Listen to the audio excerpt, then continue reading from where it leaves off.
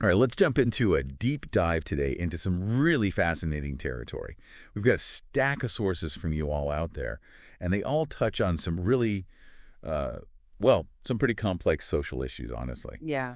And the lens we're going to use to look at these is the Baha'i Faith's perspective on things like same-sex marriage, gender identity, and woke culture. It's fascinating to me right off the bat because we're looking at a faith that, on the one hand, holds what you might call traditional views on marriage. Mm-hmm. Yet at the same time, there's this real strong emphasis on unity and justice and respect for everyone, no matter who they are. Yeah, it almost feels like a paradox, right? Like, how do those two things even coexist? Right. And that's what's really got me kind of hooked and wanting to explore this more deeply. I'm super curious to unpack this with you. I think that's what we're all here for. Like, Yeah. what can we learn from this perspective, even if we, don't agree with everything 100%? Totally. It's all about broadening our understanding, right? Maybe challenging some of our assumptions. For sure. So before we even get into the specifics of those hot-button issues, maybe you can give us a little background on the Baha'i Faith itself. What are some of the, core principles we should keep in mind as we go through these sources? Well, at the very heart of it, you have this idea of the oneness of humanity. It's foundational, like the bedrock. And what it means is recognizing that every single person has this inherent dignity and worth, no matter their background, beliefs, sexual orientation, gender identity, anything. It's all about seeing ourselves as part of one big human family. Oneness of humanity. Got it. Is there anything in the sources that kind of speaks to how that plays out, specifically when it comes to social issues? Absolutely. There's this quote from Baha'u'llah, who's the founder of the faith, that gets cited a lot in discussions of social justice. And he says, "The earth is but one country, and mankind its citizens." That idea that we're all citizens of this one planet, it's really central to how they approach these big, complex topics. So it's not just some abstract ideal, it's something they're trying to actively live out. Exactly. It's all about breaking down the barriers, and actually working towards a more just and unified society. I like that. Yeah. All right, oneness is a big one.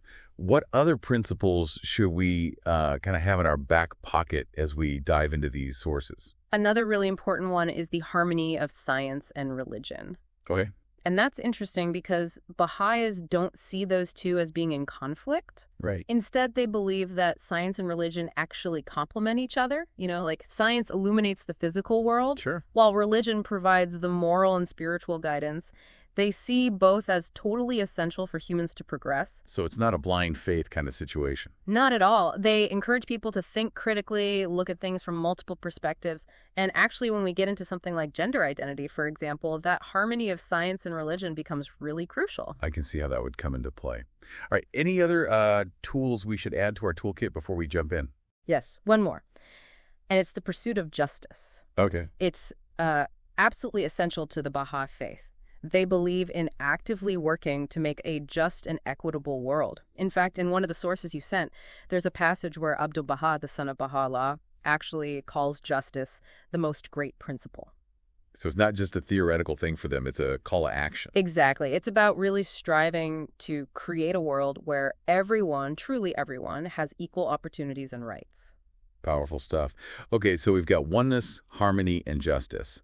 Let's put these into action and unpack your first topic, the Baha'i perspective on same-sex marriage. Yeah, that's definitely one where the Baha'i teachings might seem to clash with contemporary views, at least at first glance. Yeah, from what I've seen in these sources, the Baha'i definition of marriage is pretty traditional, right? It is. Their scriptures, they define marriage as a union between a man and a woman, and they see this as a sacred bond intended primarily for companionship, supporting each other and raising children. Okay, pretty clear cut. But then one of these sources, a publication for the Baha'i World Center, goes on to say that even though marriage is defined this way, Baha'is are explicitly called to treat everyone with respect and kindness, regardless of their sexual orientation. Right. And those almost feel like two separate ideas. How do they reconcile that? It's a tension, isn't it? You've got this traditional definition of marriage, but then this very strong emphasis on inclusivity and non-discrimination. And I find it fascinating how they navigate that. Well, how do they navigate it? It can't be easy to hold those two ideas at the same time. Yeah. What do they say about people who identify as LGBTQ plus oddish? Well, they emphasize this idea of individual spiritual growth. They say it's not about being perfect right now, but continually striving, trying to be better versions of ourselves to align our actions with our beliefs as best as we can. So are they saying that that LGBTQ plus individuals should, like, suppress their identities or try to change who they are? Not at all. It's more about this personal striving, but within a bigger framework of love and acceptance. Okay. They believe that everyone's on their own spiritual journey, and we should treat each other with compassion no matter where we are on that path. Okay, so personal struggle and growth.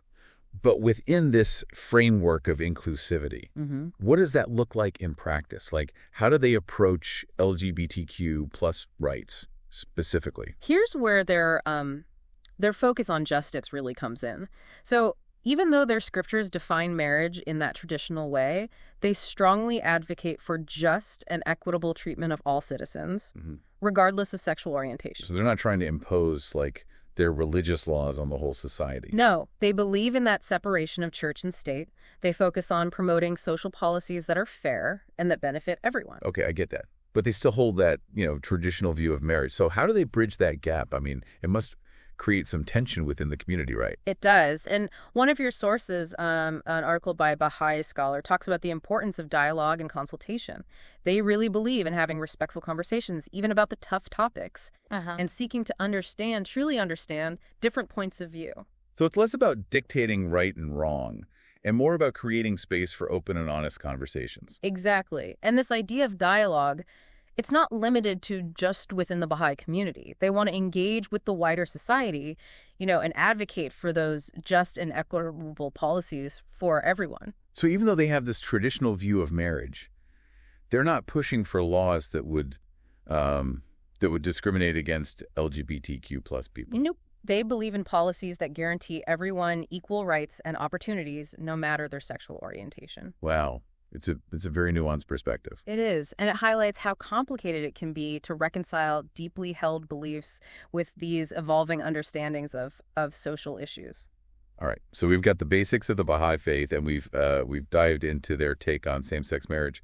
Let's move on to another equally complex topic. Gender identity. I noticed, though, that the sources were a bit light on specific Baha'i guidance on transgender issues.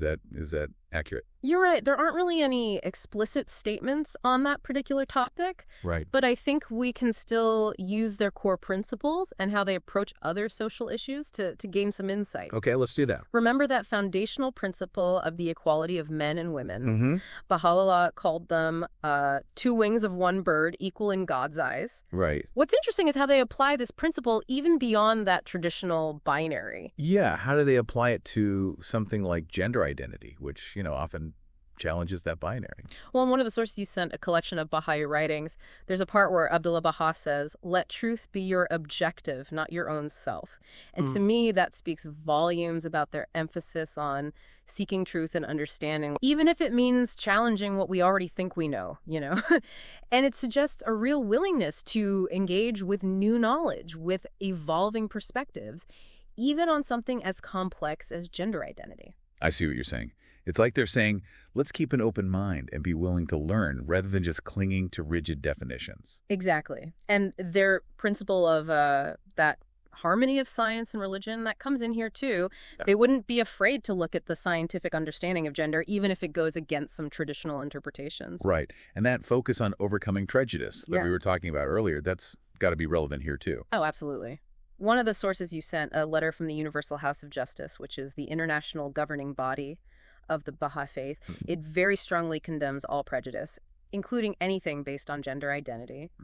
And it calls for understanding, for compassion, and for getting rid of all discrimination. So even though there aren't specific statements on transgender issues, their core principles and how they deal with other social challenges, it gives us kind of a framework, right, for how to approach this topic sensitively. I think that's a key takeaway here. Yeah. Their teachings really highlight that inherent worth and dignity of every person, and that includes all gender identities. All right, that was really thought-provoking, that discussion on gender identity.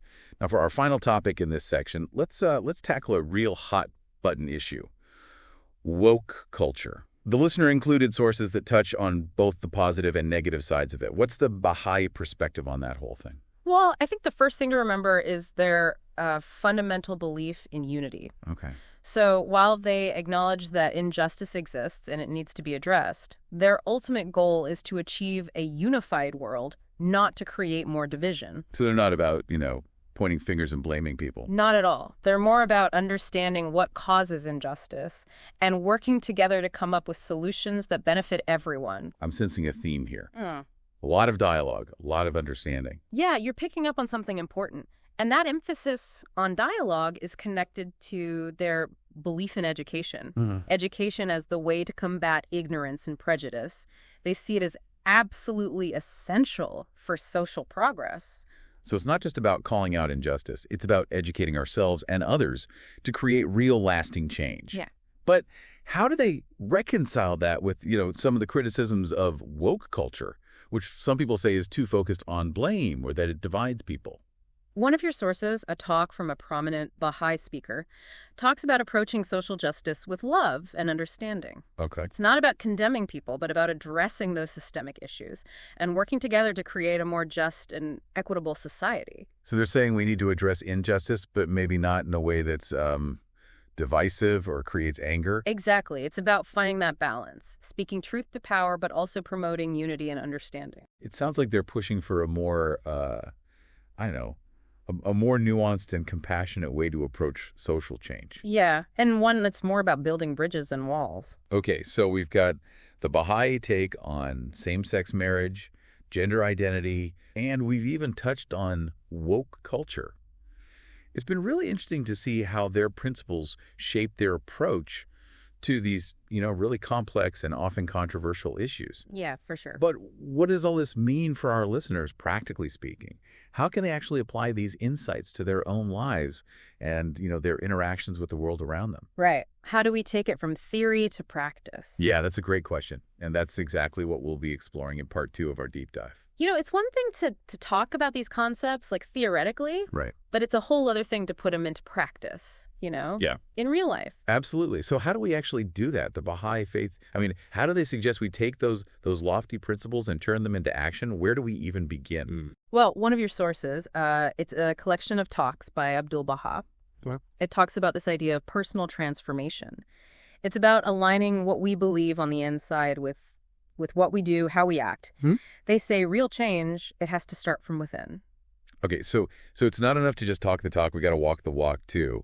But what does that even look like day to day? One of the big things they emphasize is cultivating personal integrity. Okay. It's about trying to live, in line with those core principles: oneness, justice, harmony. Right.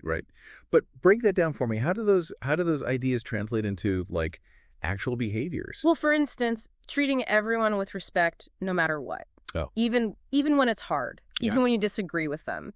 It's about really challenging your own prejudices and constantly trying to be more inclusive, more welcoming. So it's like constantly checking yourself, catching yourself when you slip up, right? Being honest about your own biases, and then really making the effort to do better. It's a journey. It's not like a destination you reach and then you're done. We all have blind spots. Yeah, for sure. And the goal is just to keep learning, keep growing. That makes sense to me. But, okay, so working on ourselves is important, but we don't live in a vacuum, right? Right. What about, interacting with other people, especially those who might have completely different views? You're right. That's a big one. And that's where the Baha'i teachings talk a lot about dialogue. Having these open and respectful conversations, even about things we disagree on. Yeah. And it's not just about talking at each other. It's about listening to try to understand. Right. And finding common ground, even where there are differences. It's almost like promoting a culture of empathy, which, let's be honest, we could all use a little more of these days. Definitely. Especially online, with all the shouting and arguing that goes on. Yeah, exactly. It's about, really trying to connect with each other on a human level, recognizing that we all have something to offer, something to learn, even if we don't agree about everything. I love that. Okay, so we've got personal integrity, we've got open dialogue. Anything else? Oh, yeah. One more big one. Service to humanity. Okay. Baha'u'llah taught that this is the highest calling. It's about going beyond our differences and working together to create a better world for everyone. I like that. It's not just sitting around and talking about change, but actually getting out there and doing something. Exactly. It could be volunteering in your community. It could be advocating for social justice, or even just like those everyday acts of kindness. They believe that even those small things can have a ripple effect. It's like that saying, be the change you want to see. Yes. And in today's world, with how connected we all are digitally, they also talk a lot about the power of technology. Oh, interesting. In what way? Well, one of the sources, a statement from the Baha'i international community, it acknowledges that technology has both good and bad sides. Like social media, for example, it can be used to share different viewpoints, to have conversations, even organize for change. Right. But it can also, spread misinformation and create division. Yeah, we've all seen that dark side of social media. Yeah. So are they saying we should just ditch technology altogether? No, not at all. It's more about being mindful, using it intentionally, recognizing that it's a powerful tool that can be used for good or bad. So it's like being responsible digital citizens. Exactly. Using tech to promote understanding, to connect with people, not to just like add to the noise and negativity. Exactly. Building bridges, not walls. I love that. This has been such an insightful look at how the Baha'i Faith approaches these really complex social issues. It has been fascinating, hasn't it? We started with those core principles, right? Oneness, harmony, justice. And then we saw how those play out, not only in their views on same-sex marriage, gender identity, even woke culture, but also in those practical suggestions for how to live our lives. It's not about whether you agree with everything they say. Right. It's about broadening our understanding, looking at different ways to approach these challenging topics. Absolutely. Yeah. So as we wrap up part 2 of our deep dive, we've covered a lot, but there's one big piece left. Yeah. What does all of this mean for you, the listener, personally? How can you apply these insights and help create a more just and unified world? That's the big question. That's what we'll be exploring in the final part of our deep dive. All right, welcome back to the final part of our deep dive, exploring how the Baha'i Faith tackles these really tough social issues. We've covered a lot of ground, laid out their principles, looked at some specific examples, but now it's time to get really personal, Yeah, I think this is where it gets real, right? Yeah. It's one thing to talk about unity and justice, but how do we actually live those values? Exactly. And I think that's what a lot of people struggle with, right? Like we've talked about personal transformation, dialogue, service, but those can feel like really big concepts. Yeah. Where do you even start? No, one of the sources you sent, a letter from the Universal House of Justice, it speaks to that directly, and it says, start small. Okay. Focus on those little things, those acts of kindness and understanding, the things you can do in your everyday life. So it's not about like waiting for some big opportunity to change the world. Right. It's about those little moments where you choose unity instead of division. Exactly. Compassion over judgment. Yeah, like really listening to someone who has a different opinion without interrupting, without getting defensive, or reaching out to someone who's feeling left out. Okay. Choosing to focus on the good instead of the bad in a situation. I see what you mean. It's like it's a shift in how you see things. Yeah. A shift in your mindset. Being intentional about how you approach the world, how you interact with people. And realizing that those small actions, they actually can make a difference. They do. Think about it. If everyone just committed to one small act of unity, of kindness each day, it would have a huge impact. It's like the world changes, not because of some big dramatic event, but because of all those millions of little choices we make. And those choices, they don't have to be huge, earth-shattering things. Right. One of your sources, a book on Baha'i ethics, it gives this simple example. Smile at a stranger. Oh, I like that. It's such a small thing. Yeah. But it can really brighten someone's day, create a connection. It reminds you that you can make a difference, no matter how small. And, personal transformation, it's not a one-time thing. Right. It's something we work on our whole lives. There are going to be times when we mess up, Yeah. when we make mistakes. Right. Fall back into old habits. The important thing is to not give up. Keep trying. Yeah. Keep learning, keep growing. Be patient with yourself. Exactly. It's a journey, this whole idea of working towards unity and justice. And it's a journey you don't have to take alone, right? You're so right. The Baha'i teachings, they really stress the importance of community, of supporting each other on this path. We all need those people in our lives, don't we? We do. The ones who inspire you, challenge you, remind you what it means to be human. And those communities, they can be bigger than just our immediate circle. It can include people from all different backgrounds, beliefs, everything. It brings us right back to that idea of the oneness of humanity. Mm-hmm. It's not just a concept, it's a call to action, to recognize how connected we all are. I love that. And to work together to make the world better. So as we wrap up this deep dive, Mm-hmm. I want to leave you with this thought. If the goal is really unity and progress, how can each of us, no matter what we believe, contribute?